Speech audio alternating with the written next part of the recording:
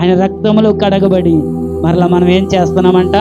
ఆయన రక్తాన్ని తొక్కుకుంటా వెళ్తున్నామంట.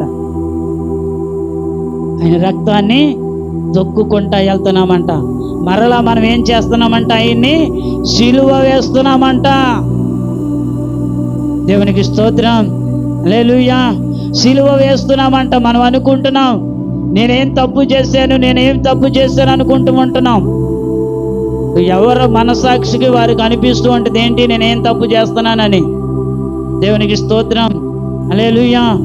మనం చేసే తప్పు దేవుడికి తెలుసు, మనకి కూడాను తెలుసు. కానీ తెలుసు కూడాను తప్పులు చేస్తూ ఉంటాం. దేవుడి దగ్గరికి వచ్చిన మనము ఎలా మార్చబడాలంట? వెలిగించబడ్డాం. ఆ వెలుగుకు తగ్గ జీవితం మనలో కనబడాలి.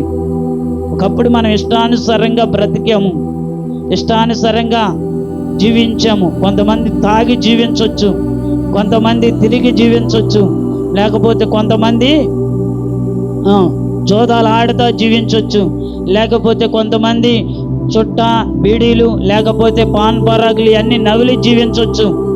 కానీ నీవు దేవుడి దగ్గరికి వచ్చావు, దేవుడు మాటను వింటూ ఉన్నావు, దేవుడు నీతో మాట్లాడుతూ ఉన్నాడు, దేవుడు నిన్ను హెచ్చరిస్తూ ఉన్నాడు, దేవుడు నీకు చెబుతూ ఉన్నాడు.